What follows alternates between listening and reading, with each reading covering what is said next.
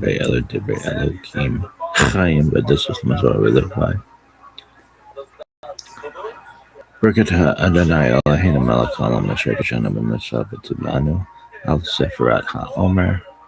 Blessed be Hashem, our God, King of the universe, who has sanctified us with his commandments and commanded us concerning the counting of the Omer. Today is 41 days, which is 5 weeks and 6 days of the Omer. May the merciful one restore unto us the service of the Beit HaMikdash speedily in our days. Amen. Salah. Dog, I didn't say yesterday, but we would always do the sponsorship of the Omer count, and I would always do day 40 because it was a generation. Some years I did day 1 with my rabbit sons kind of over, and then whenever was needed at the end. I was very generous to that bitch. Really, oh, for sure, dog. To the Rabbitson or to the shul? Both, maybe. Alright, is that that?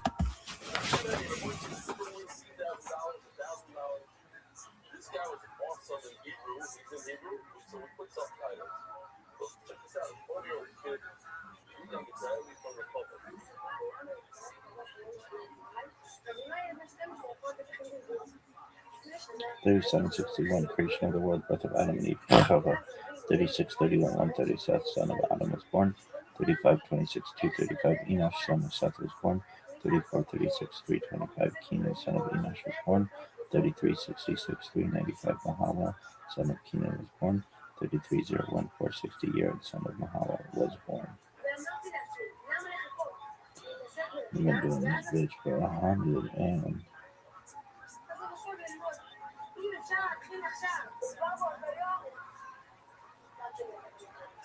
37 days. It's 25th of the year, 5786, Tuesday, March 12th.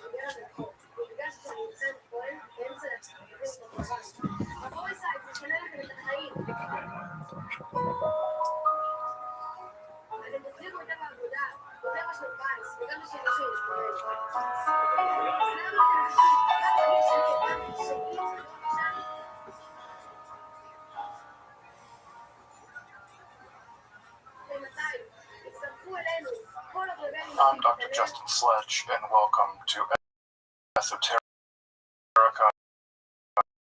where we explore the arcane in history and religion. One of the most difficult aspects in starting to study Jewish mysticism and Kabbalah is getting a handle on just how those ideas developed over time. It's tempting to think that Kabbalah has just always in the form that we have it, or that Kabbalah is just one thing at all. Of course, neither of these positions is really tenable. Such notions developed greatly through the ages and are still developing. And there are now, and there have always been, numerous mutually exclusive schools of Jewish mysticism and Kabbalah. This class is meant to serve as an introduction to Jewish mysticism and Kabbalah from the point of view of its incredibly complex development from the prophets of ancient Israel and to the rise of modern Hasidism in the 18th century. Of course, this series isn't meant to be exhaustive by any means, but only should serve as a springboard for deeper study and reflection, and hopefully it will also enable you to situate developments in Jewish mysticism and Kabbalah in their historical and cultural context, and hopefully embolden you to dive into the primary texts, which are admittedly as sublime as they are obscure.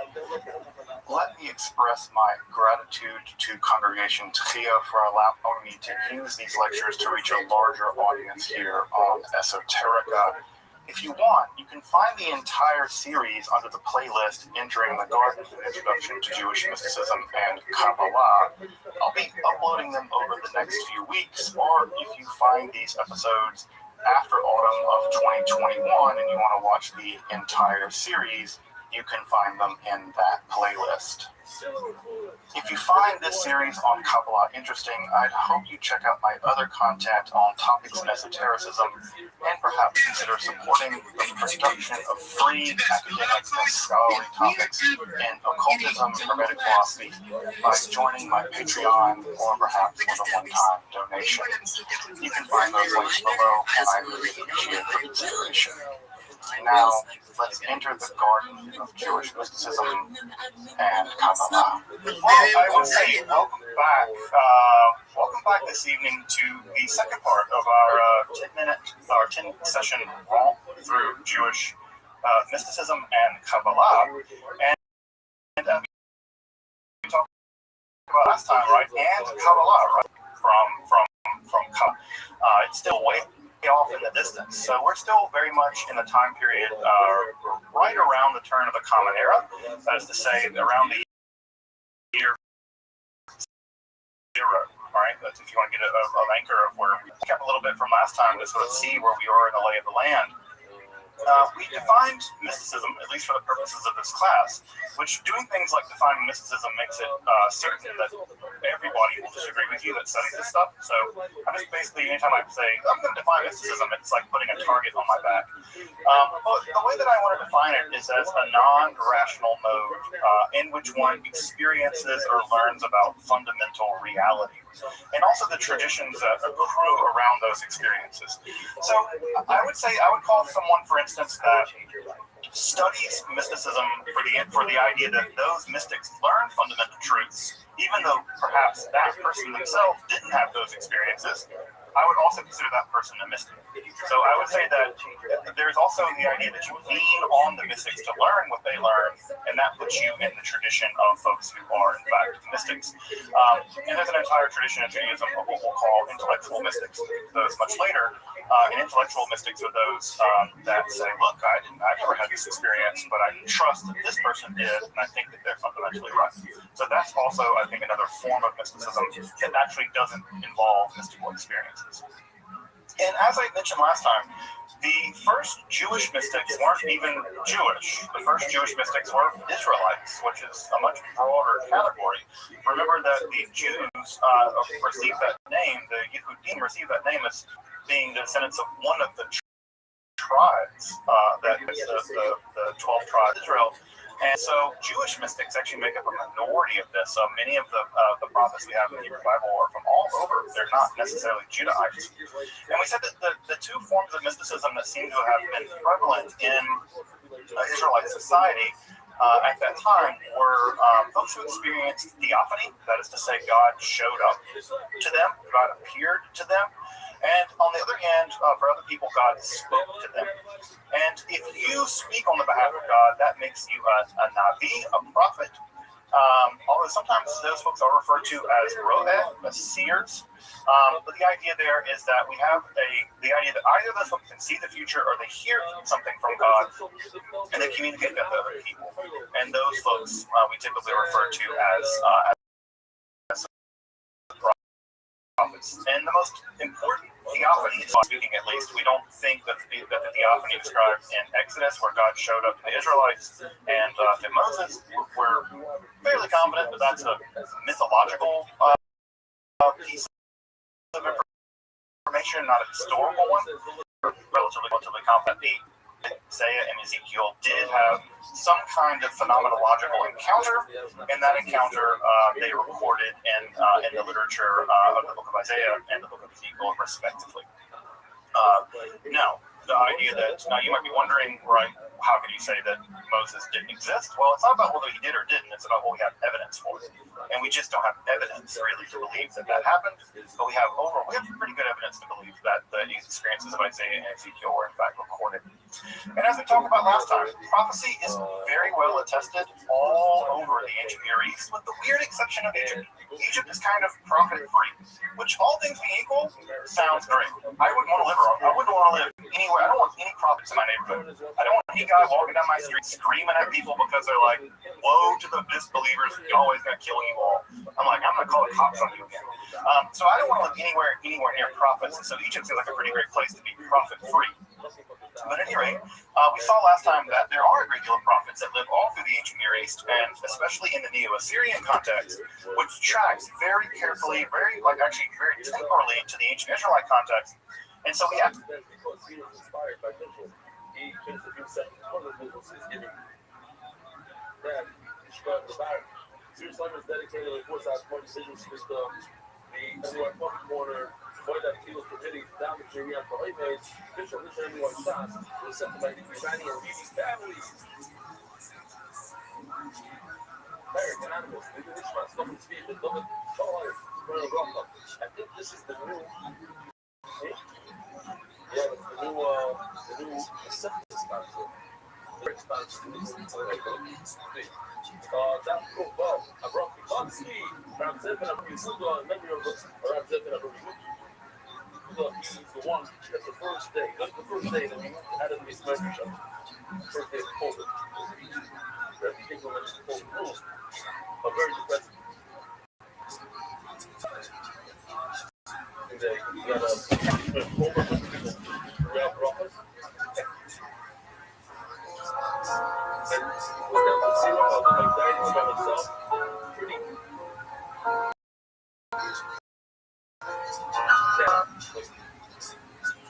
But whole thing. He had a great run. And was not everybody just go shopping. But when here goes, shots up, look at you, but you give or whatever.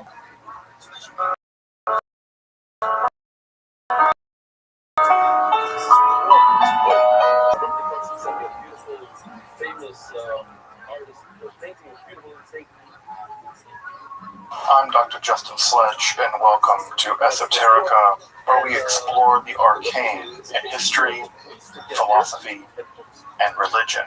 One of the most difficult aspects in starting to study Jewish mysticism and Kabbalah is getting a handle on just how those ideas developed over time. It's tempting to think that, for instance, Kabbalah has just always existed in the form that we have it, or that Kabbalah is just one thing at all. Of course, neither of these positions is really tenable. Such notions developed greatly through the ages and are still developing. And there are now, and there have always been, numerous mutually exclusive schools of Jewish mysticism and Kabbalah. This class is meant to serve as an introduction to Jewish mysticism and Kabbalah from the point of view of its incredibly complex development from the prophets of ancient Israel and to the rise of modern Hasidism in the 18th century. Of course, this series isn't meant to be exhaustive by any means, but only should serve as a springboard for deeper study and reflection, and hopefully it will also enable you to situate developments in Jewish mysticism and Kabbalah in their historical and cultural context, and hopefully embolden you to dive into the primary texts, which are admittedly as sublime as they are obscure. Let me express my gratitude to Congregation Tchia for allowing me to use these lectures to reach a larger audience here on Esoterica. If you want, you can find the entire series under the playlist Entering the Garden, an Introduction to Jewish Mysticism and Kabbalah. I'll be uploading them over the next few weeks, or if you find these episodes after autumn of 2021 and you want to watch the entire series, you can find them in that playlist. If you find this series on Kabbalah interesting, I'd hope you check out my other content on topics in esotericism, and perhaps consider supporting the production of academic and scholarly texts in occultic philosophy by joining my Patreon or perhaps with a one-time donation. You can find those links below, and I really appreciate your consideration of Jewish mysticism and Kabbalah. Welcome back. Let's just jump right in, right? So the first thing we should do is do a bit of a recap on apocalyptic Judaism, just so that we can all be on the same page going forward. As I mentioned in the previous lecture, apocalyptic Judaism really emerged in the turmoil of the period after the Babylonian conquest in 586 BCE, and then really taking its form in the period after the Judahites are allowed to return to their homeland beginning in 537 BCE. And it's in the subsequent aftermath of that turmoil that what we have is a big theological shift in how the ancient Israelites understood their relationship to their God. As you may remember, the older, more prophetic literature said that if the Israelites don't keep their part of the bargain, God's going to wipe them out. Well, they weren't all wiped out. And so that's a theological problem, right? You have a sort of a threat that, I remember my mom sometimes telling me, I brought you into this world and I'll take you out of it. And then I did something bad and she didn't take me out of it. And I was like, I might have called your bluff, Mom. I don't recommend you do that.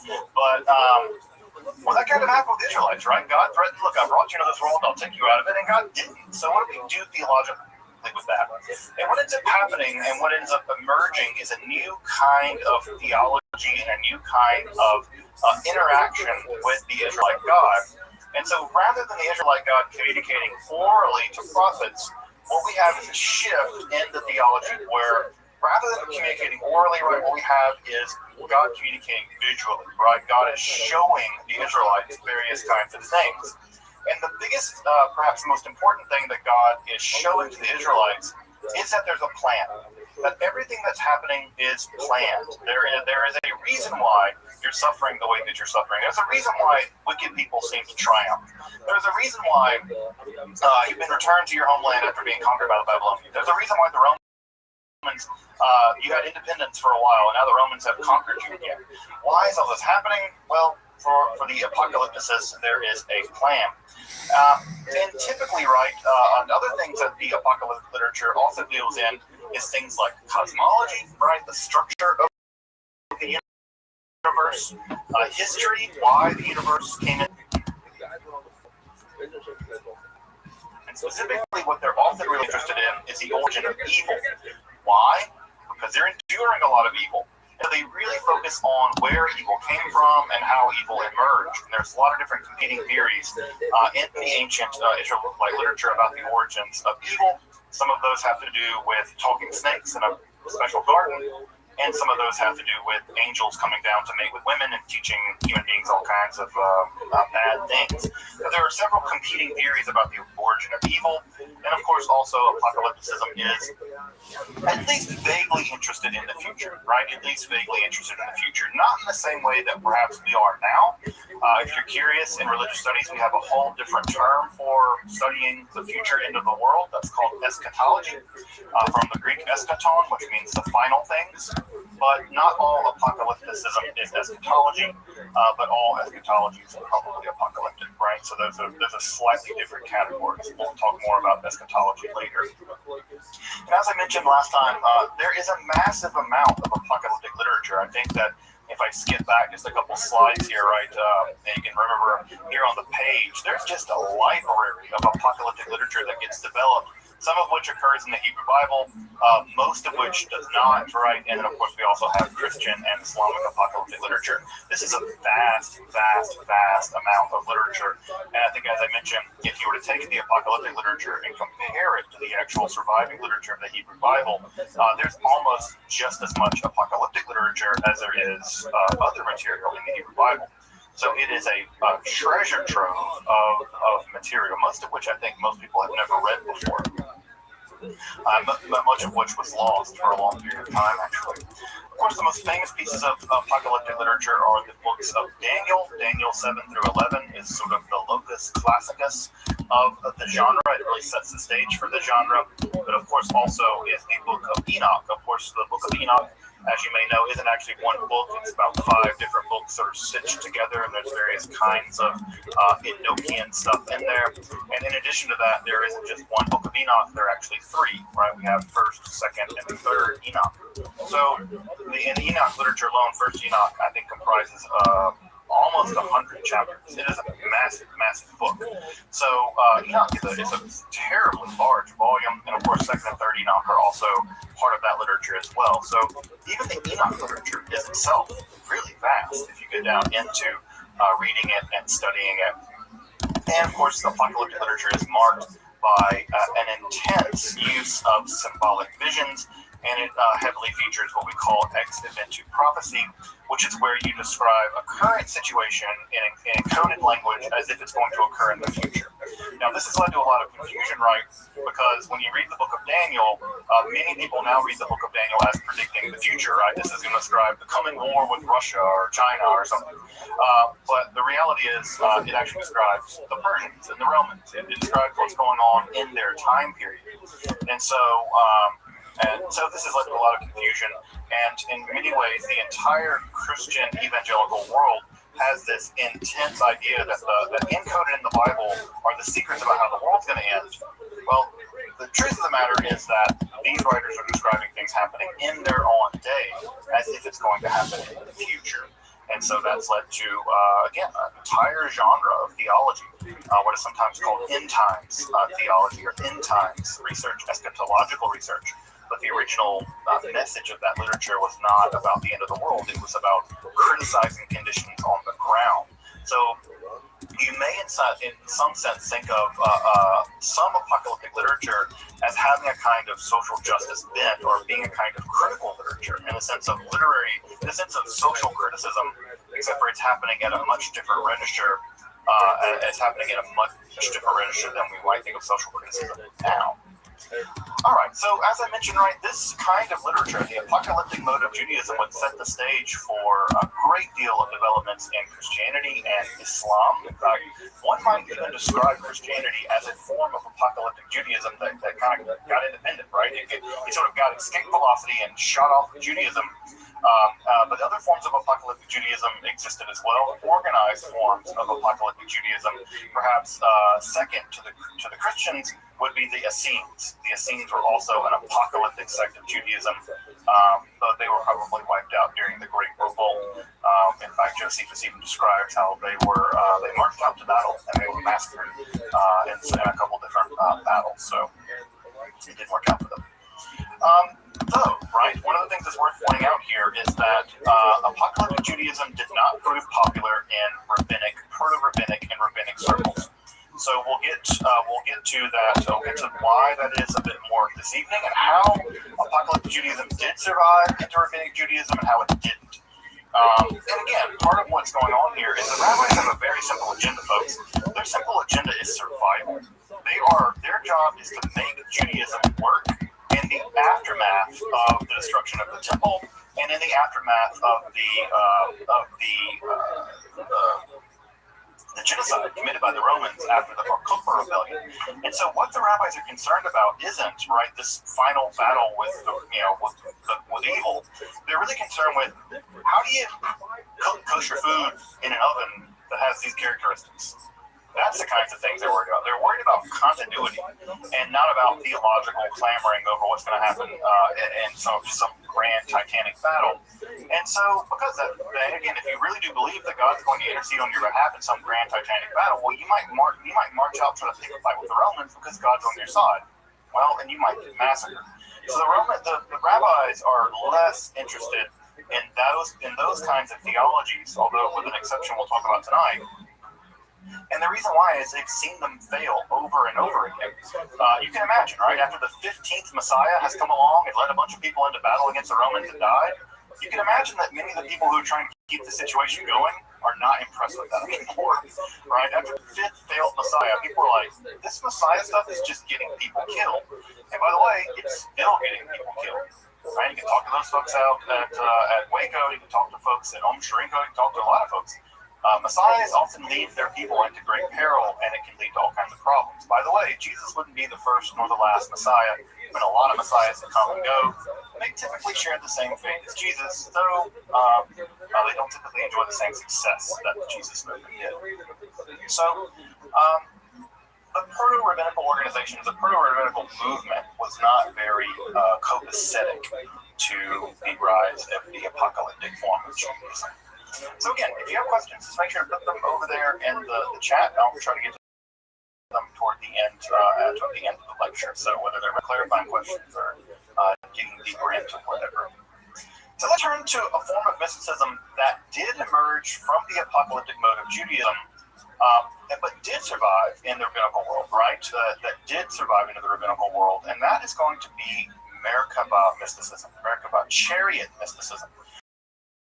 And we'll clarify a bit more in a minute just what that means and how weird it is. So it's going to be rather weird. As mentioned earlier, and as the question was asked earlier, theophany, the idea that God appears to people, was a central Israelite religious trope. That's a good claim to fame, right? God showed up and gave us a bunch of rules and chose us to be special. That's a core concept in Israelite religion and Judaism. This is an idea that survives all the way to this day. And one might even say that it's one of the core conceptions in Judaism as it is as it exists. So often, as I said, right, God would show up and God would reveal, sometimes through an intermediary, various kinds of information, various kinds of commands, or even God could even make contracts with various people. So God made contracts, for instance, with Abraham, right? Abraham said, or Abram at that time, right, you're going to do this and I'll do this and we'll make a deal, right? We'll make a brit. We will cut a covenant, as it literally says in Hebrew. And so God makes these various covenants with these various people, or peoples in the case of the collective Israelite state. And so this idea that God could show up to you or show up to us was an idea that was very common in ancient Israelite, the ancient Israelite worldview. Now, what's going to change, right? What's going to change is that visual contact with God typically is God coming to you, right? God revealing things to you. What's going to change in the apocalyptic mode of Judaism is that you're going to go to God. God's going to take you up into the heavens. An angel is going to escort you into the heavens and show you around the heavens, or show you around the cosmos, show you around the throne of God, show you the underworld even, right? Enoch even gets tours of the underworld, the bad place you don't want to go when you die. And so there's a shift in the apocalyptic. Rather than God showing you, right, you get to go to God. And that motion where rather than prophets being told things as if they're sort of passive recording it, rather than go on journeys, that's going to be one of the big shifts in the apocalyptic literature. And of course, the main two events in which this happens in the literature, at least in the biblical literature, are Isaiah and Ezekiel. And those two theophanies, the theophany of Isaiah and Isaiah 6, and the theophany and Ezekiel, are going to be the two big prototypes for how this is going to go down. What I should also mention, by the way, is that the angels or the various other supernatural beings that are often seen by the apocalypticist or the prophet are not the angels that you're probably used to. I know most of you probably have in mind a more Renaissance version of the angel. That is to say, it's a roughly humanoid, sometimes even baby-looking creature with wings, right? Sometimes with multiple sets of Isaiah. In the Ezekiel vision, these things look nothing like their typical angels. We have wheels covered in eyes that rotate around each other in weird ways. People have even said things in this maybe a bow or something there. There are other creatures that are sort of stiff-legged that have various kinds of wings and the shapes and the heads of various kinds of animals. They're very, very, very unusual creatures, and they often get strange names like the Chayot, right, the ones that are alive, or the Cheruvim, or the Ophanim, that's the name of the wheel-shaped ones.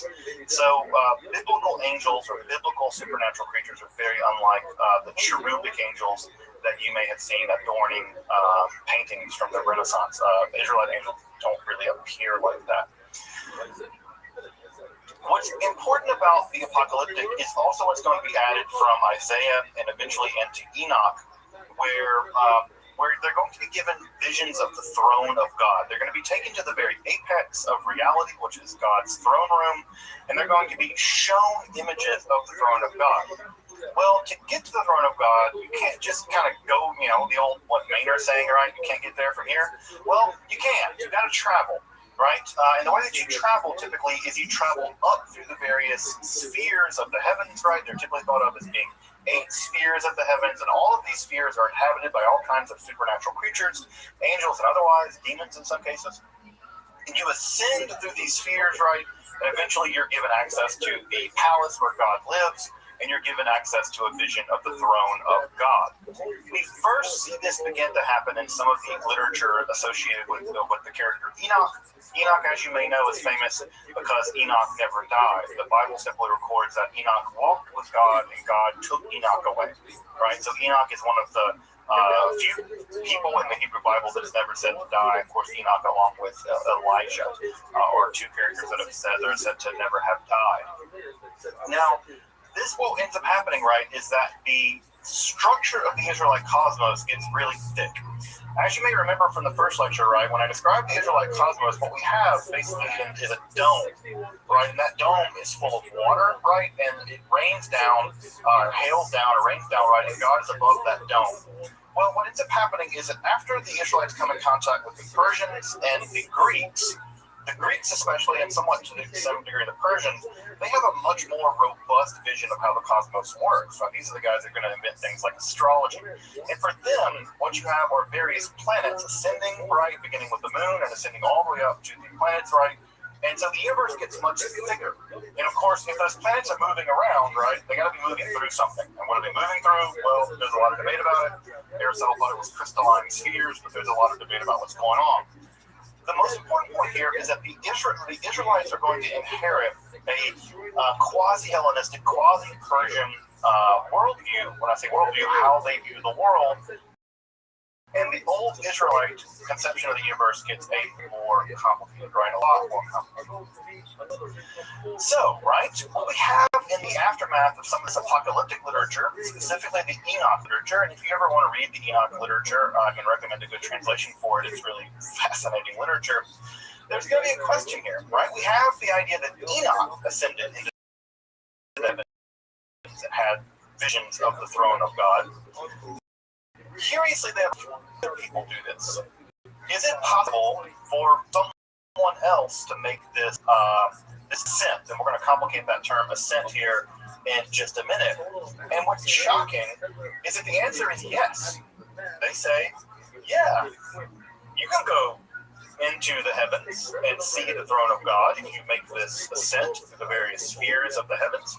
And not just can you, but I've done it. And I can teach you how to do it too. And that's where we move out of the apocalyptic mode of Judaism, where the apocalyptic mode is simply revealing what Enoch experienced to a mystical practice whereby you, or at least some rabbis, could do this themselves. Notice that difference, right? One is literature, the other is mystical practice. And so the form of mysticism that begins to emerge in the Persian and in the Hellenistic period, right? This is beginning at the very earliest in the 5th century BCE, but certainly by the 3rd century, this is beginning to mature. And of course, by the 2nd century, it's reached its 2nd century of the Common Era. It's probably reaching its apex. We typically now refer to this literature, and many of the medieval Jewish folks did, and many folks in the Talmudic period do as well. They refer to this type of mysticism as Ma'aseh Merkavah, right? Ma'aseh Merkavah, which typically we take this to mean something like doing of the chariot. Notice the word Ma'aseh in Hebrew has a sense of you doing something, right? You're not reading about it. You're not reading Enoch. You're trying to go on the same journey that Enoch did. The idea here is this is a practical form of spiritual journeying. Now, this kind of literature is typically referred by two different names, but it always refers basically to the same kind of mysticism. In one form of mysticism, we refer to it as Merkabah literature. The word Merkabah is the Hebrew word meaning a chariot. And the reason why it's called chariot literature is because God's throne is typically imagined to be a kind of winged chariot. Now, if I scoot back a whole bunch of slides, right, all the way back to that Persian period coin, let me find the Persian period coin. Remember this coin I showed you guys a couple of weeks ago, right? Notice that this is probably Yahweh, right? Notice what Yahweh's riding upon. It's a chariot, right? And it has a wings, right? It's not being pulled by horses or whatever. It's a horseless chariot, right? And so God has a Tesla or whatever, right? So anyway, God's being pulled on a chariot here, right? And this is a winged chariot. Notice this is also God's throne. So when we say mysticism, what we mean here is that these mystics are attempting to go into the throne room of God and have a vision of the divine chariot, which is also God's throne. It's kind of convenient that your throne is also a chariot because you can get around, I guess. The other name for it is a hechal. Classical Hebrew is a temple, but it can also mean a palace. And so the hechal literature focuses on the journey, not the destination. All right, it's all about which one you want to focus on here: the destination, the throne of God, or the journey, the palaces of God. And what we get in this literature, this hechal literature, is very complicated descriptions of the various chambers or palaces that the mystic must go through in order to get to the throne room of God. Because again, imagine that this is a king living in a kind of palace. Well, you just don't go into one room. God doesn't live in a one-bedroom efficiency in Brooklyn, right? God lives in the big, complicated palace, and you have to go from the outer layers of the palace to the inner, to the inner, to the inner, to the inner, and eventually you reach the innermost layer, the inner sanctum, where God's throne is. And so you have to pass through these various palaces. Now, that's not easy. And the reason why it's not easy is that these various palaces are occupied by all kinds of angelic beings who don't want you there. They do not want you there. You're not supposed to be there. This is a sacred, divine realm where human beings, or sinful or whatever, shouldn't be hanging out here. And so what we get in the palace literature is that these very hostile, often military-like angels have various kinds of ways of making sure that you don't pass through the various palaces without very complicated passwords, without very complicated seals. These seals would be represented often by various kinds of divine names for these angels, and also you need to know the various names of the angels in order to address them properly. So you have to know their name, you have to know their seal, you have to know passcodes, you have to know all kinds of things in order to bypass these various kinds of angels. Somewhat like secret codes almost. So you need to know that information, otherwise the angel will kill you. And in fact, there are even cases in some of the literature where the text will say, no, this is the wrong passcode. Like, this passcode is not the right passcode. This needs to be corrected because I went in there and I set that passcode, and they almost, because there's a famous line in ViralRabbi where one of the rabbis says, that angel almost shoved me like a piece of wheat. Right, so there's the idea that they can kill you. Of course, the ascent right through the palaces ultimately results in the vision of the divine throne, which results often in a kind of ecstatic experience. These ecstatic experiences are often encoded in some of the poetry that gets written during the Merkabah literature.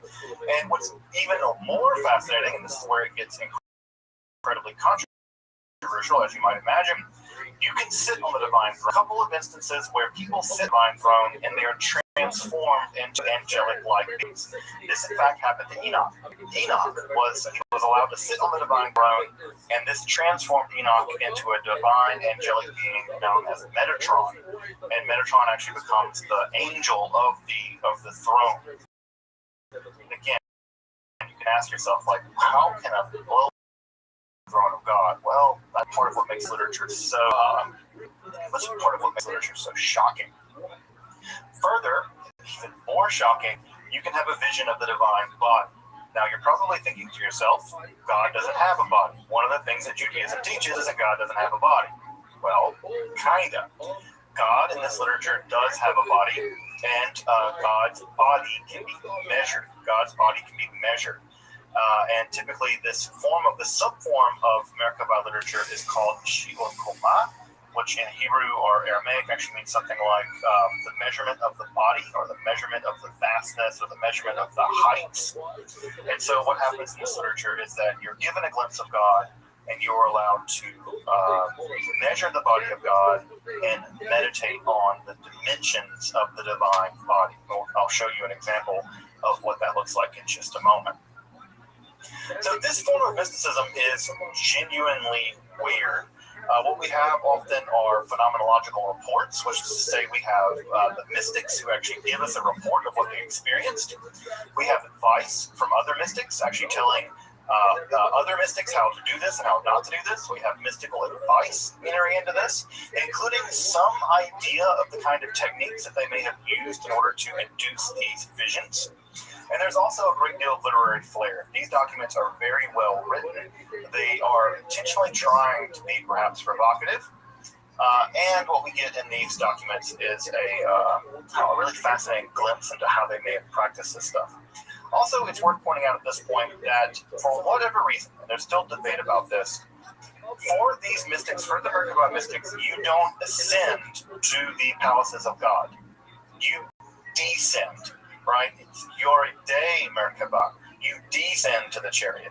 Now, why they descend to the chariot, we don't know, right? It seems like you should go up, right? God lives beyond the stars, and up seems like, it's like Peter Pan, right? Second star on the right, straight on till morning, right? That you should go up toward the divine world. The Merkabah mystics never describe things going in that direction. You always descend into the chariot. Now, why that is, we don't know. I typically think that it might have to do with a kind of taboo that you don't describe the ascent because you're unworthy of ascent, but you may be able to descend. For instance, in the Hebrew Bible, sometimes the word barach, right, to bless, can also mean to curse if it's used in a euphemistic way. For instance, Job's wife tells Job to bless God and die. But what she really means is curse. In translation, always say curse God because the word there is being used in a kind of unusual way. So that may be why that you descend to the throne as opposed to ascending, but we don't know why they chose to describe it as a descent and not an ascent. Just to give you some idea of the main texts of the Kabbalah literature. First Enoch, often described as is typically described as an apocalyptic piece of literature, but it heavily features into the Kabbalah literature, along with the visions of Isaiah and the visions of Ezekiel. Those become the groundwork for the kind of later, very Baroque visions that we'll get in the Kabbalah literature. The two principal texts of this literature are the Hechalot Zutarti. And this is the lesser palaces. This is considered to be typically the older of the oldest form of the Merkabah literature. It's a relatively short text, and it has to do with the descent of Rabbi Akiva. We have the Hechalot Rabbati, which is the longest text of the Hechalot literature. This describes the descent of Rabbi Ishmael. Both of these rabbis lived in the 2nd century of the Common Era. Another text that was also very popular was what is called the Maaseh Merkabah, the account of the chariot. This is primarily ecstatic poetry uttered by the descenders when they made the descent, so it's largely Merkabah poetry. We also have the Sefer Hechalot, the Book of the Palaces. This is also known as Third Enoch, and this has to do with the transmutation of Enoch into the angel Metatron, with the whole sitting on the throne of God. What's also worth pointing out is that in Third Enoch, you have perhaps one of the most provocative ideas in all of Jewish mysticism, which is to say that not only is Enoch transformed into Metatron, but that Metatron is sometimes described here as the Yahweh Katan, the little Yahweh, right? So you have the Yahweh Gadol, which is God, and you have Yahweh Katan, the little God. Now, the idea that there can be two gods is going to prove to be very, very dangerous and heretical idea in Judaism. But this idea was in the air during the Merkabah mystics. And so even Merkabah mysticism, at some level, challenged straightforward ideas of monotheism, which we take to be so sacrosanct in Judaism. But at least in Third Enoch and some other texts, the idea of a completely unified monotheism is disruptive, right? It's disruptive.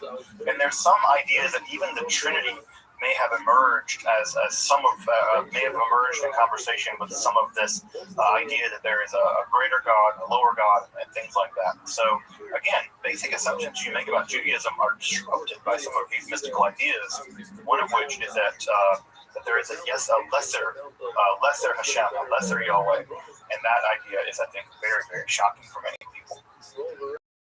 And again, also I mentioned this text, Shiur Koma, and Shiur Koma is a separate piece of literature in which, as I mentioned, right, describes the various dimensions of the divine body in a Persian unit called the Parasign. We'll talk more about that in just a minute, and I'll give you an example of what that looks like from the Shiur Koma. This form of mysticism seems to have hit its apex right around the 2nd century, right around the second, in the 150s, 160s. Now, why? We don't know. Why that time period? That's the direct aftermath, or right at the time period of the Bar Kokhba rebellion. As you may know, Rabbi Akiva was martyred during the Bar Kokhba rebellion. Rabbi Ishmael lived around the same time. Why then? Well, perhaps people were very desperate. People wanted to have, people felt very abandoned by God, and so these techniques for descending into the throne room of God allowed perhaps them to connect with God in a new way. It's not clear, but that's when the form of mysticism seems to have hit its apex, although it seems to have been practiced all the way into the Middle Ages, and there are hechelot texts that are actually absorbed into Kabbalah. So Kabbalah will absorb a lot of these texts, and they will survive into this literature. Just FYI, we have about 50 manuscripts of this literature that have survived from antiquity, all dating back all the way back to the Cairo Geniza. So we have a lot of this literature, right? A lot of this, which again, typically, right, we take whatever survived, and that gives us some sense of how popular something was.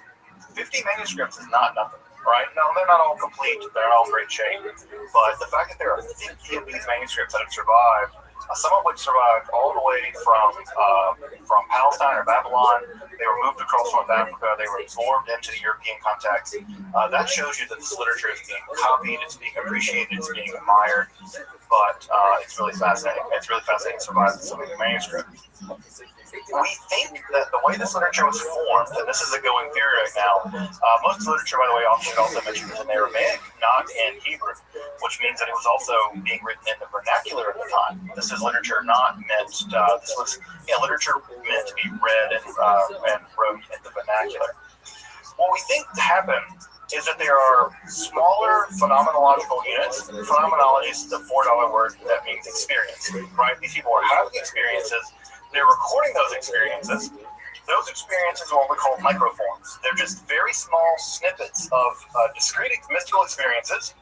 And it seems like there are schools of mystics having these experiences.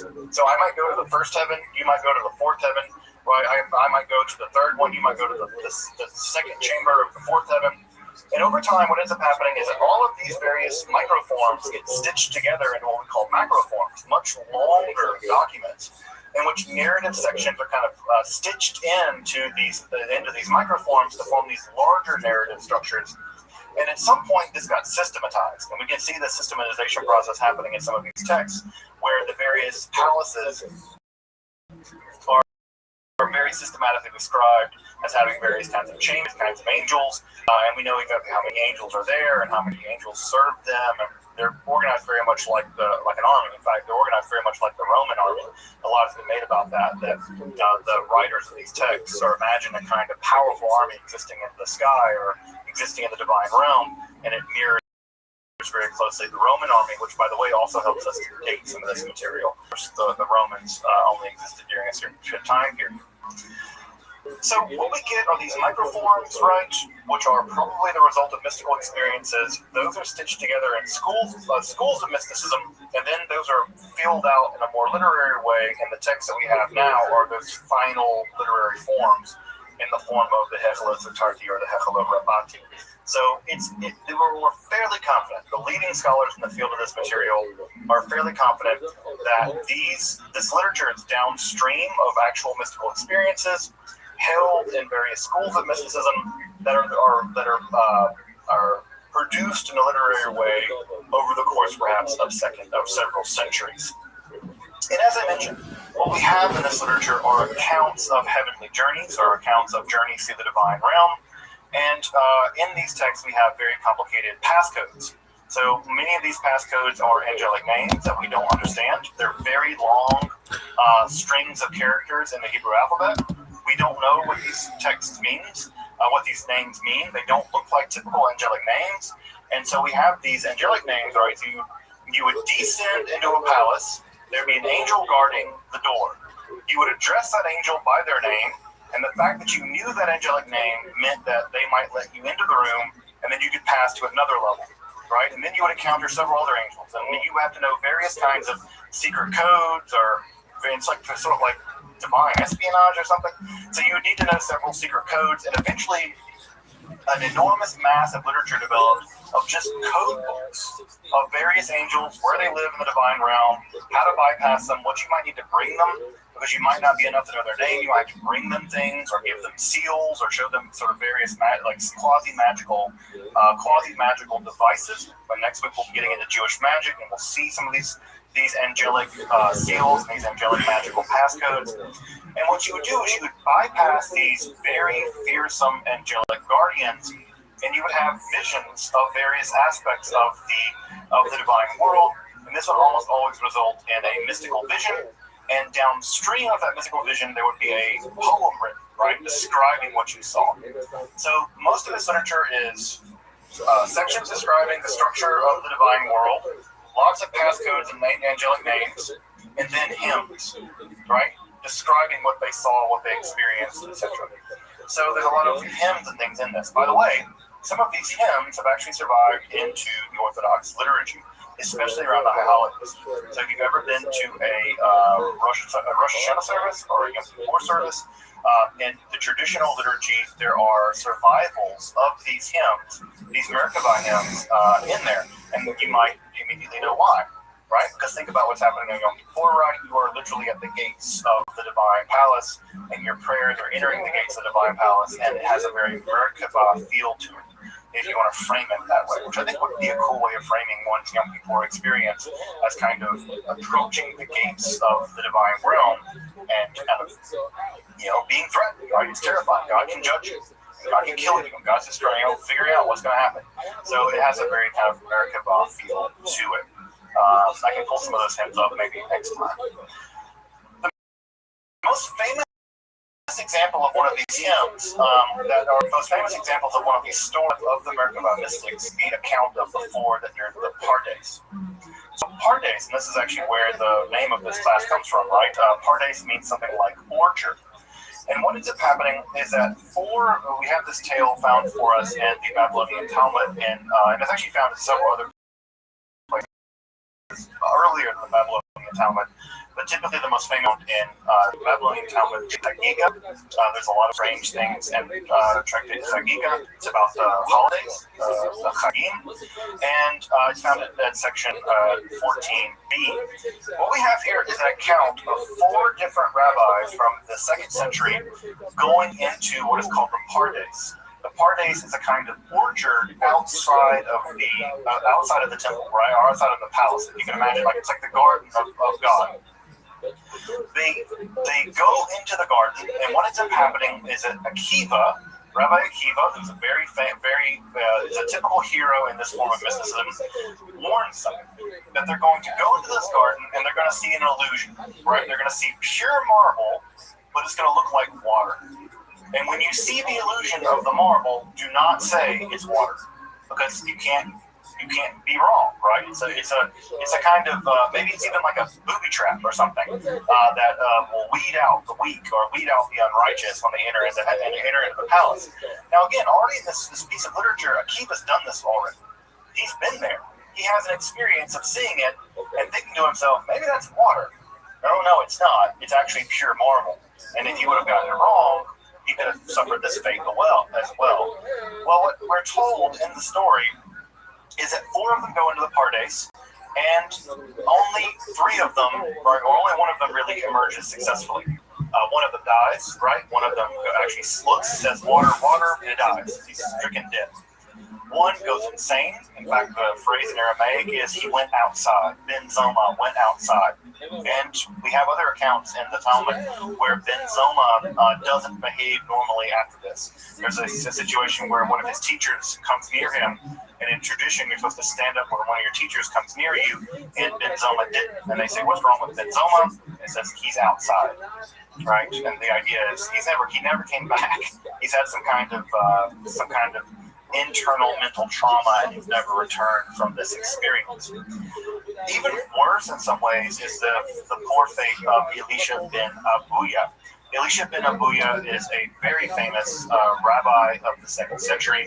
What ends up happening is that Abuya actually bypasses the water illusion and makes it into the throne room of God. He was a very, very advanced mystic, and he was able to make it all the way to the throne room of God. But what he sees there disturbs him. He sees a being sitting on the throne of God. Now, from Isaiah, we know that there is no forward, there is no backwards, there is no up, and there is no sitting in for God. God doesn't sit down. Right? That's one of the things we know from Isaiah. Well, Elisha sees this being, Metatron, this angel, sitting on the throne of God. And what does Elisha declare? There are two powers in heaven. There are two gods in heaven, right? He declares that there are these two beings in heaven. Well, when he declares this two beings in heaven business, this is, for the rabbis at least, the most catastrophic heresy he could have committed. In fact, it's related to shoots or Easter, and this becomes a euphemism for committing heresy in Judaism. And all stories about Elisha ben Abuya, many of which will refer to him simply as Acher, the other one. They won't even name him anymore. He's become such a heretic. And there are all kinds of stories in the Talmudic literature where the Acher, Elisha ben Abuya, doesn't even try to perform Jewish law anymore because he knows he's condemned. He knows that he will never get into the world to come. In fact, when it says that when he died, smoke rose out of his grave. He was already being punished in his grave in the afterlife. So he was punished already as soon as he died. What's interesting in the Talmud is that Metatron, or the angel that was actually sitting on the throne of God, the angel Gabriel actually beats Metatron as punishment for sitting on the throne of God. And he's whipped, right? He's actually given lashes. And the phrase for the lashes is pulse denora. He's given lashes of fire. And this idea of lashes of fire will actually go in to become a form of Jewish death magic later on later on. It's not really in the Middle Ages, it's a little later than that.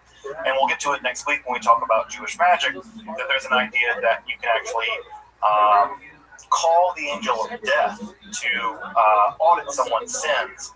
And if there's a significant sin found, you can actually, they will be killed, right? They'll be punished with the pulsa denora, the pulse denora. And one of the first times we have this idea of someone being beaten with fiery lashes is this angel, Metatron, being whipped with fiery lashes by the angel Gabriel. So you can see there's a lot of drama in all this, right? You got angels beating other angels. You got dudes getting into heaven, seeing two gods in heaven. There's a lot of stuff going on here. By the way, the idea that there are two gods in heaven, we already see that idea in 3rd Enoch, where the idea that Enoch is transformed into an angel that is sometimes referred to as the Yahweh Katan, little Yahweh.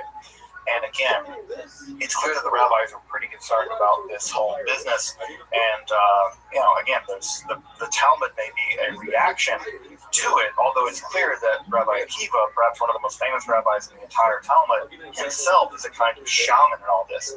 He's taking people on these mystical journeys and warning them of the various perils along the way, although his warnings unfortunately aren't heeded and people end up going crazy and dying. Perhaps the most famous Merkabah mystic in the history of all Merkabah mystics is St. Paul. St. Paul in the New Testament, in a very oblique way in 2 Corinthians, he actually says he knew years ago was raptured up, taken up to the third heaven. This is a pretty clear reference to some kind of Merkabah literature, or some kind of Merkabah practice. And so it seems that Paul himself, right now he says, I know a guy. He's almost certainly referring to himself. It seems like Paul may have been some Merkabah practitioner. It may be the case that his vision of the resurrected Jesus, right, on the road to Damascus, it may have been part of some kind of Merkabah experience, right? That he's seeing something. And so if it's the case that Paul is seeing various kinds of things, he's going into these various heavens, he may himself been a practitioner of this form of mysticism, and perhaps if a very famous rabbi can see two powers in heaven, it's not that unsurprising that Paul would have thought perhaps what he's seeing, the resurrected Jesus, was also a kind of God too, right? That we have two gods, right? We have Jesus, the divine Jesus, as Christ, and we have the Father, right? That's two powers in heaven. Now we get the Holy Spirit later as well, of course, but this idea of two powers in heaven is already percolating at some level in rabbinical Judaism, and that when we see the notions that Christ could be God and the Father could be God, this idea is not so out of the wheelhouse of what was possible, right? Now, I say possible, I don't say acceptable, because the rabbis really had problems with that, but it's at least in the wheelhouse of the literature at the time, right? It's at least in the wheelhouse of the literature at the time. Now, as I mentioned, right, earlier on, perhaps most shocking, and I think I would say most shocking, perhaps the most shocking form of mysticism ever to emerge in Judaism is this business of the Shiur Koma literature, where in some accounts, right, you're given a vision of the divine throne and you kind of have an ecstatic prayer. You utter an ecstatic, you have this vision and you utter an ecstatic hymn or prayer or song, and that's how many of the texts end. In some texts, you sit on the divine throne and you're transformed into an angel. By the way, Paul almost always talks about being transformed into what he calls a suitcase somatic, right? A spiritual body. That when you are believe in Christ, you will be transformed into a spiritual body. Again, these ideas aren't foreign to Judaism. Paul just takes them in a direction that would have been a little alarming to many rabbinical people at the time. But something like that also happens in the American literature, where your body is transformed into a kind of spiritual body, and that's exactly what happens with Enoch. And another version of what sort of the final outcome of all this is that you're given the ability to measure the divine body. You're given the ability to measure the divine body in a Persian unit called the parasong. Now, they picked the parasong because the typical unit of measurement in the Israelite world was the cubit. And as you may know, right, the cubit goes from the tip of your elbow to the tip of your fingers, right, and you measure things in cubit, and typically that's standardized by measuring the cubit of the king, and that became the official cubit, at least until that king died. Well, the parasong was a much more, and it was about 3.5 miles, right? It's about 3.5 miles. What we get in the Shiur Koma literature are measurements of the divine body, along with the mystical or perhaps magical names of the various parts of God's body. So I've reproduced here part of a translation, right? So we have the left eye, right, of God. We have the names of God's right eye, right? So we have the names of God's right eye. We have the other names of God's left eye. Now, you might be curious about why we have it spelled A-Z-R-Y-Y-H.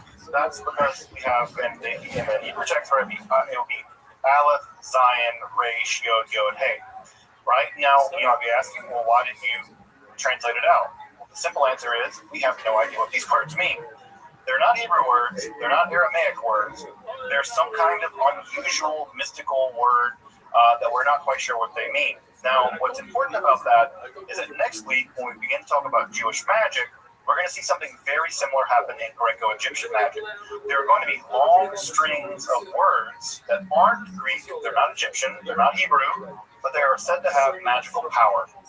And these sacranomina, these holy words, they're going to be said to have magical power.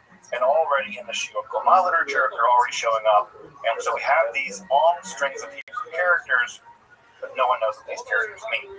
People really work hard to try to figure out what they mean. And sometimes they do find out kind of what they might mean, but it's anyone's guess. So we have God's left and right eye. We have them named here. You have here a couple different names for the different manuscripts, right? So we have the left eye, right? It's called this, and there are sparks that issue from them, right? And that gives light to all creatures. So we now know that light emerges from God's eyes, and that is where light comes from. It comes from the eyes of God. So we have the white of God's eye, right? So the white part of your eye, we have the name for it. And so we also have some measurements here, right? So the white of God's eye measures 10,002 parasangs.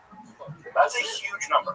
Well, you can do the math there to figure out how big God's eye is, but you're talking about tens of thousands of parasangs long, and if you do the math there, right, you're getting tens of thousands, maybe even hundreds of thousands of miles. That's how big God's eye is said to be. The distance between God's right shoulder and God's left shoulder is 16,000 to 10,000 parasangs. So again, an enormous number. The right shoulder has a name, the left shoulder has a name, it also has another name, right? And you can see that there are alternate readings here. The text goes on and on and on like this. God's beard, I think, is 10,000 something parasangs long, if you're curious. The distance between God's eyebrows is given, right? The distance between God's nostrils is given, the distance of God's fingers, which are unusually long, are actually given as well. I taught a Jewish mysticism class at an art college once, which is great because art students are they're weird. They're great. But one of the things that one of the students who CAD design program and actually mapped out what God's body looks like. And what's weird is that God's head is really, really big, and God's arms are kind of weirdly short, and God's fingers are really weirdly long, and God's trunk is small, but God's legs are really long. So you get this really creepy looking thing up, or the image that the guy came up with. But what he did was he compiled every single one and tried to make it so that God, and God's eyes are really big, right? God's eyes are really big. And shockingly enough, right, have you ever seen the stereotypical picture of like a gray alien? It kind of looks like that, right? Of course, that's just for the middle of all the alien people, alien conspiracy people, whatever. But it is weird. It is weird. And so we have this. And by the way, this text goes on for pages and pages and pages of this stuff, right? With all kinds of dimensions of God's body. Now, when this literature was published back in, we don't know exactly when it was published, but when it begins to emerge and we find it into the Middle Ages, one of the probably people that's reading this and thinking to themselves, this is terrible, is Maimonides.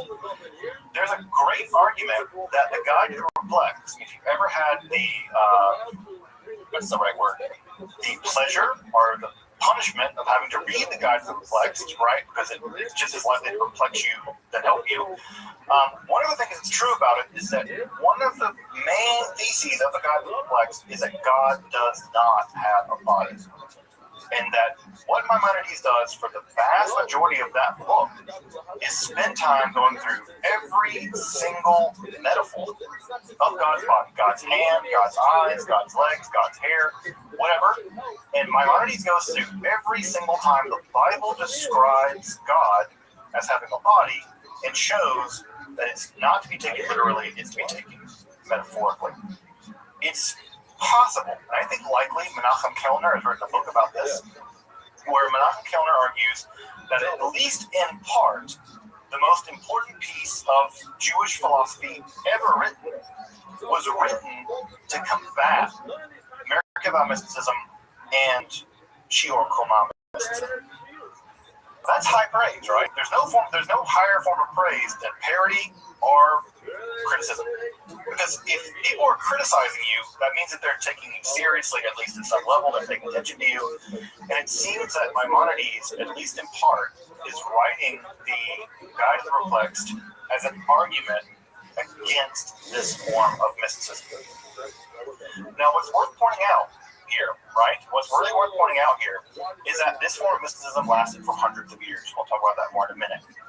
Now, I want to mention one tiny last form of mysticism that represents a relatively small chunk of this form of mysticism, and this is called the Sar Torah mysticism.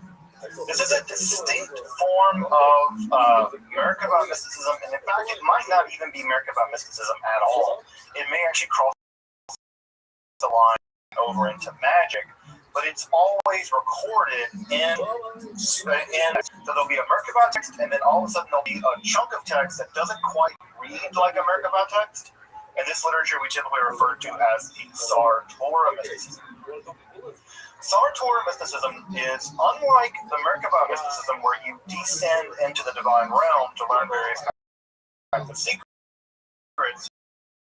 In the Sar Torah mysticism, you actually go through quasi-mystical or magical means. The line there is rather blurry. And you summon that angel, and that angel is called the Sar Torah. Sar Torah means the prince of the Torah. And this special angel comes to you. So notice here again, we're doing something different. Rather than going to somewhere, we're bringing a being to us. And what ends up happening is that the Sar Torah comes to you, and the Sar Torah rapidly teaches you all kinds of rabbinical lore. Everything from rabbinical law all the way to various kinds of hidden secrets. So the mechanism by which you summon this angel are varied. There's a lot of different accounts of how to summon this angel, but this is a kind of invocation. And to many scholars, this looks a lot less like mysticism, because it's not about you having experience, but it looks a lot more like magic. You summoning a being, and then they provide you something in the process of summoning it. Just like you might summon a demon to teach you something, here, of course, you're summoning an angel, and that angel does the job of rapidly teaching you all kinds of rabbinical lore. Now, what's important about that is that idea of using magic to learn things very rapidly is going to survive in the medieval period, and is going to be an entire school of magic called the Notary Art School of Magic that's going to be just this. Now, you're not going to typically summon an angel to do it, but it's interesting that we already have a form of mystical, magical stuff going on by the time of the Merkabah literature, where you are, in fact, summoning an angel to learn rabbinical lore very rapidly. And if you've ever studied rabbinical lore, then you can appreciate the fact that people might want to, not have to study all day in order to learn it, because it's a lot. So this Sar Torah literature, as I said, crosses the line probably into Jewish magic. And that's where we're going to pick up next week. We're going to begin to pick up with the earliest layers of Jewish magic, what the ancient Israelites thought about magic, what the rabbis thought about magic, and we're going to look at some of the magical techniques and devices that have entered into Judaism and have thrived all the way down to this day. It's worth pointing out here that the Merkabah or the Hechel mysticism would be the dominant form of Jewish mysticism for the majority of Jewish history. We think of the Kabbalah as being the dominant form of Jewish mysticism, but the Kabbalah is only about 800 years old. If you say we think it began sometime in the 13th century, that's only 800 years old. This form of mysticism has existed all the way back probably to the 2nd century, probably earlier, and it was still right after the rise of the Kabbalah. In fact, Kabbalah absorbed a lot of this mysticism in it. So if you really want to think about Jewish mysticism in terms of what got practiced the longest, Merkabah, Hechel literature, was practiced far longer, at least at this point, than Kabbalah. Right? Kabbalah came later. I think only 800 years, right? But still, 800 years, right? This literature survived at least for 1,000, perhaps. So it's only the next couple hundred years that Kabbalah will lap Merkabah mysticism, right? Will lap it. So if you want some suggested readings, I'm going to try to include some more suggested readings as I go on. These are some major texts about the Hechel literature and the Merkabah literature. One of the texts I did not put on here that I'll put on here for next time is a really great study of the Sar Torah mysticism. It's the definitive study of the mysticism that, again, involves summoning the angel to teach you things very rapidly. The problem with the Merkabah literature is that it's all published through the academic publisher Brill, and it's very expensive. So you need to definitely whip out your library card and check it out from a library, like a university library. I'm going to read some of this, although there are some older translations of Hechel Rabbati online, so if you really want to get into them, and I can include them, and I can include them later if folks want me to jump out and grab a link, I'll put it in the chat.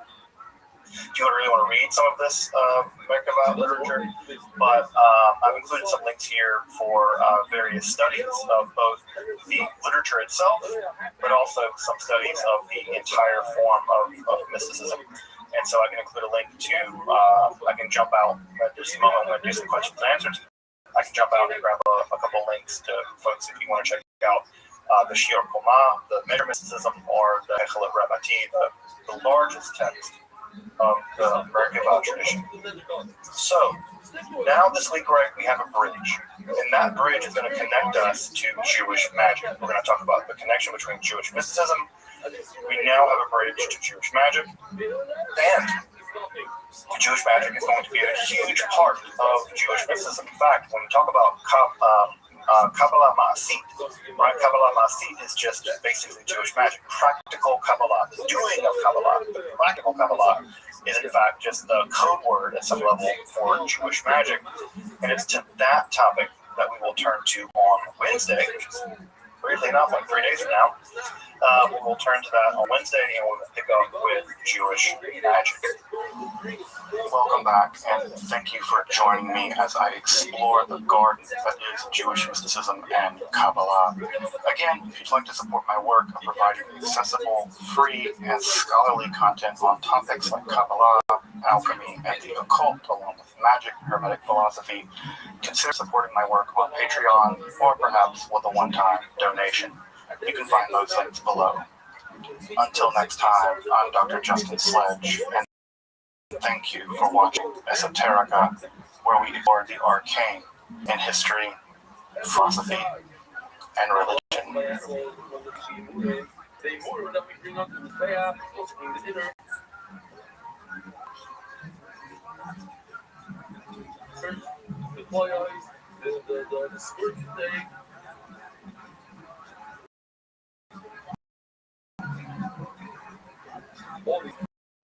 As large as that. That's not mud. That's how, comparatively speaking, they were going to be larger. 2,000-pound animals, they were going to get done. That's why you changed your method. You said you're going to bring 100 pounds of the worm under his bed. For 400 pounds. Maybe one of the Rabbi. Maybe if I'm going to bring that case, so you can't do that. He's not by me. Right? Maybe Rabbi only said about an animal. He's literally bringing more into his bath. Out of the but when it comes to Mincha, Eva Modul Rabbana, Minity. He is this Rabbi. Sweet. Bring the Mishnah. Bring the Mishnah. This is the whole kind of chapter of Holy Sign that there's a simon before a Mishnah. I looked it up this morning. In the Mishnah, obviously, there's no simon. The simon I'm right, kind of thing. Maybe the birds of bread, I don't know. 7, 8, 9, short of these are all part of a lot of the next exercise. This one just says, I really like to pay 8 cents. The person says, I want to bring wood. It's bad. But if this mistakes here, he has to bring at least 2 pieces that have to do with his bad.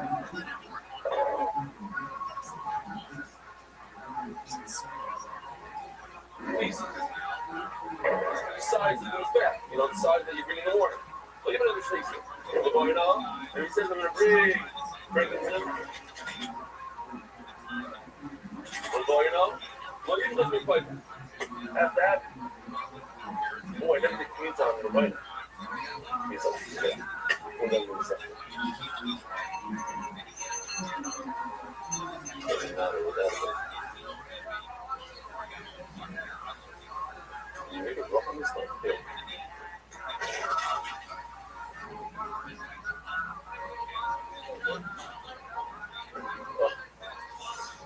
Probably. What is the so I'm thinking.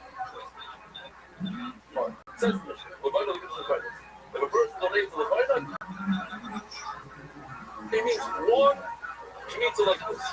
So the Mishnah, Hamisha Kotzman, are back 5. So what's the button? Oh, there.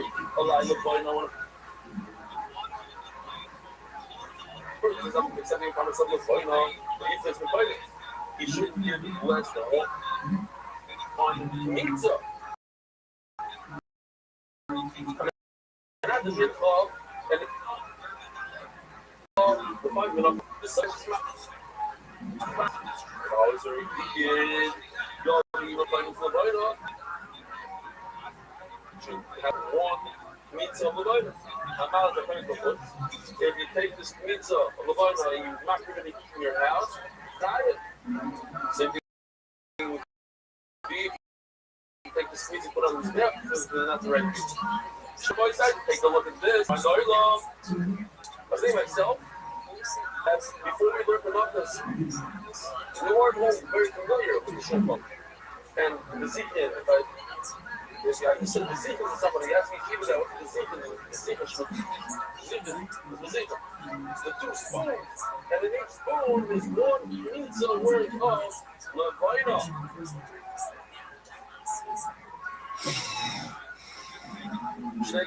Harry looks out, so the person says, I'm going to donate gold, but you can get us off, it should be less than the minimum small point of salt. Kesef, he says silver, but if we're going to guess, it should be 1 liter kesef.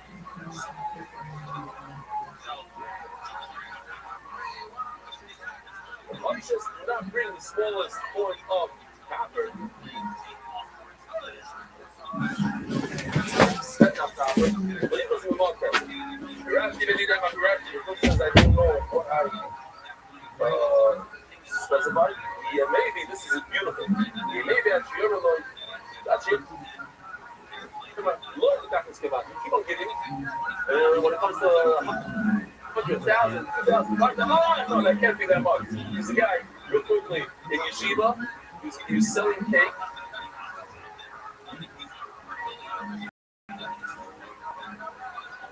And sold cake. But when it came, he said, you know what, you can take it on, every time he came, you get the cake out, you can take it anyway. So Walker eventually, like when they wanted to do tshuva, like when they got married, after they got married, they got a little concert on it. I'm going to listen. I don't know how many cakes I made. I don't know. You know, yeah, take 1,000 shekels. So he'd say, no, I'm not helping. You want me to remove? I'm not helping. What do you mean I'm helping? So you got it right there. It's your problem. So how much I pay? Yeah, until you feel like you paid. Me like that's enough. Don't give me this 1,000 shekels stick and try to get all those cakes for free. You buy, you take cake, write it down. Rabbi Rothschild, have a wonderful day.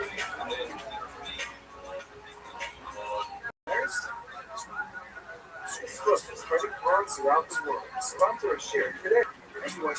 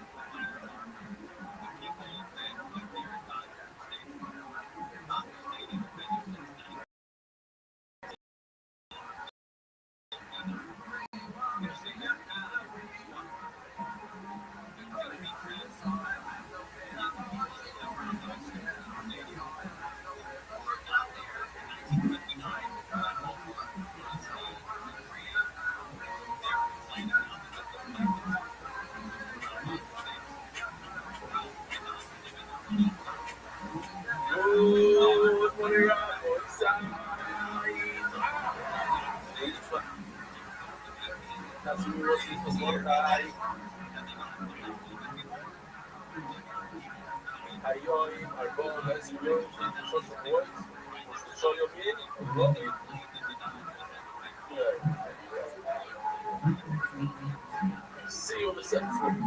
But office in Rabbi Rothschild in Libra, lots of parking. Kultzits. Something special. Have something special worked up. Banish Bali, Bali join. Close to 1,000 stores. One of them is speakers, Hebrew speakers. Is here.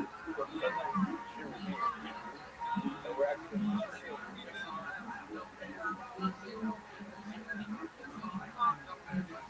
rarely had that. The full shear and see. You can see them on the shear. If you sign something right there, how do you see it?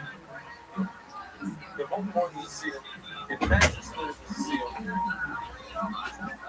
The boy side.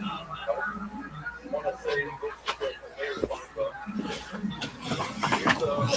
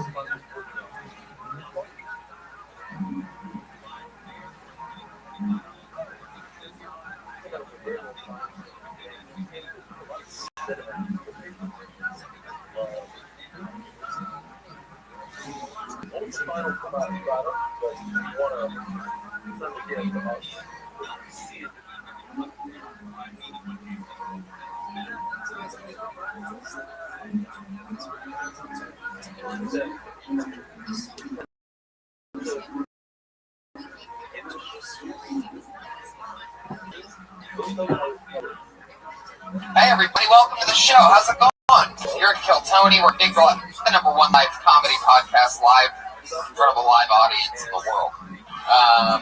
This is episode 203, and we are doing the show next week in Austin, Texas, and Houston, Texas. So you can see that there. But we have announced, usually it was supposed to be May 21st. Yes, it's May 22nd. Yeah. Is it May? No, it's April 22nd. And so that's it. April 22nd. April 22nd there. April 23rd in Houston. That's your late breaking news. We're good. Should we bring up our guests? You guys ready for guests? Yes, you guys like guests? Ready for the show? We're easing into the show. We have to promote ourselves first because you guys are a fraction of people that end up being part of the show, the live audience of the show, because we're a big live podcast. I'm excited about this stuff. People are eating nachos. It's good looking through. A lot of arm tattoos in the audience tonight. A lot of backwards baseball caps. A lot of tough looking guys in this crowd. Comedians, how are you guys? Very mellow. It's very mellow over there. It's a depressing Monday. A lot of comedians still haven't quit from starting on the New Year's resolution. So the comedians are in a sad stop. Alright, drawing tonight's episode. He just drew the brand new Kill Tony poster, guys. Look at that. With the entire band on it.